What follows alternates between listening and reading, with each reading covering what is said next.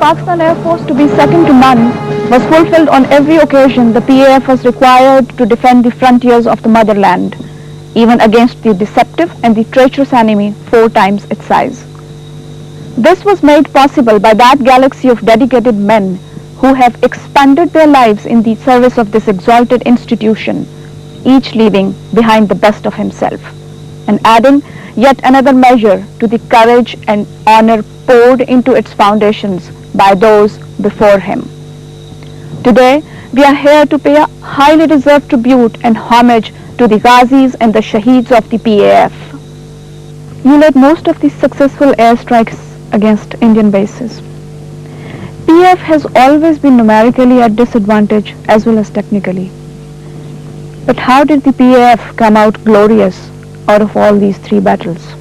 Because we were told by the card to be second to none, and we were taught and led to be second to none. And that promise we made to the nation then, and I think the present generation will carry that forward even with greater glory. You see, numbers do not fight and produce victory or defeat. These are tangible factors. Number of aeroplanes, the kind of weapons, the pilots, and so on and so forth. These are calculable. You can calculate and you can work out your plan of action.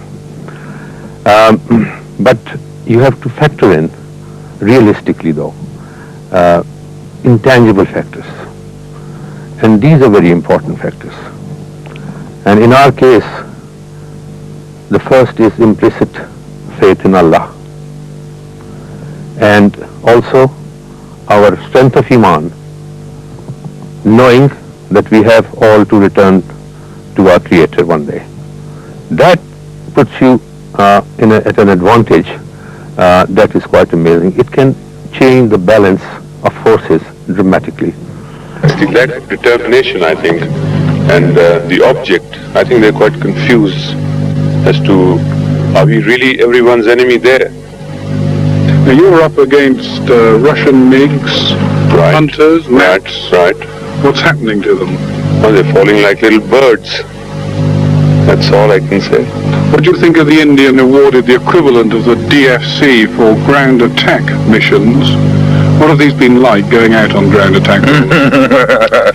Well, I would be very immodest to say the truth, but it's been a pleasure, I think, because the first ground attack mission that was given to us, it came like a normal exercise, and I think we did the most damage there. On the ground? On the ground. How many did you get? I think we've got in all 9 to 10 MiGs there. We got about 14 aircraft total. What about when you go into attack tanks? Again, there's a lot, very heavy aircraft, but we don't notice it most of the time because we go for what we have been told to go for, not look for aircraft. I think the Indians have said they've shot you down before now. About 3-4 times. I hope they take a good look at me now. So you've been visiting these fighter bases in recent weeks. How do you rate the PAF preparedness? The PAF is in an astonishing state of readiness, and it was my tremendous pleasure and honor to be amongst my own people after a very long time. The feeling is indescribable. I'd gone with tremendous expectations, and when I was finished with all these bases, my expectations were far exceeded by what these people have been able to achieve. See, the PF is led by a thorough professional. He has gotten there by dint of his professional excellence and his aggressiveness that I even recall in 71 war when I knew him as a young flying officer. And he has a presence and he has a commitment. His knowledge is so immense about aviation technology, and his comprehension of air strategy and tactics is absolutely marvelous. It is with this knowledge and that spirit that he has integrated this Air Force and given it that ability to be an absolutely invincible and a formidable force. But this hasn't happened overnight, despite the fact, and that was something that gave me a lot of pain when I felt that. I didn't say that to the pilots, that there should have been the Mirage 2005. They deserved it more than anybody else. But they didn't say anything to me. They expressed so much of confidence, exuding confidence, and it came from their professional excellence. It came from within them, because they knew that what they're supposed to do, they are capable of doing. There is no doubt in their minds. Present Air Chief did was that he brought them to fruition. He has consolidated, and all those things, and in integration and in the weapon sophistication, they have achieved absolutely amazing results. This country cannot believe that these people belong to the same nation. It's amazing, but they are children of this nation, and they are very gallant children of this nation. But what comes out from them, when you look at their eyes, there is a kind of a fire in their eyes, and that fire is not of anger. There's a difference. They understand that anger subverts your judgment. It affects your judgment. That fire is from confidence of having been trained to the absolute pitch, being commanded by the best in the world, at the squadron level, at the wing level, and at the base level. It's amazing that even a base commander is absolutely ready to go to war, which is something that never happened before. And that is the kind of thing that leadership flows from top to the bottom.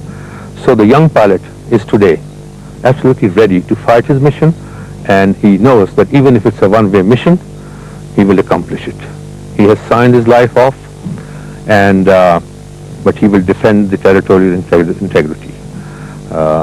Now, if I was to take an Indian pilot today and really put him across for just a few minutes, and I'm not really exaggerating, I think that he will shiver in his flying coveralls and wouldn't want to come across these people.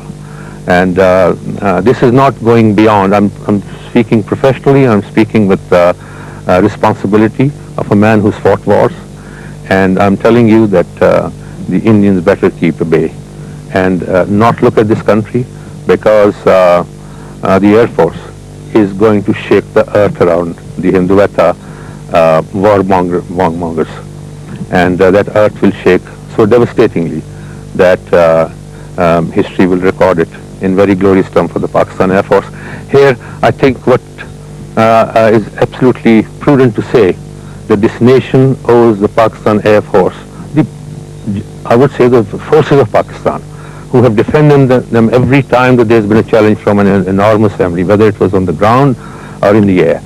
And this nation owes a very definite tribute to these special children of God, these men of God who are ready to shed their blood for this country. They need the unity of this nation behind them, outside the clutches of the orphaned politicians, and absolutely like a nation behind them, and give them that message and the strength. They should get the vibration that this nation understands the risk that we take and for who we take this. And I wish the Air Force the best of luck, and I can assure you and the nation that they are in the safest hands, if they ever were before in their life.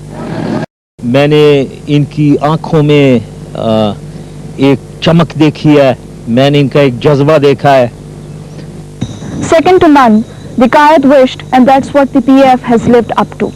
The history, the heritage has proved beyond doubt that these gallant men of God have always delivered in the best and highest traditions of the air warfare, and deliver the shell again and again if the enemy continue to behave desperate. Long live Pakistan. God bless Pakistan Air Force.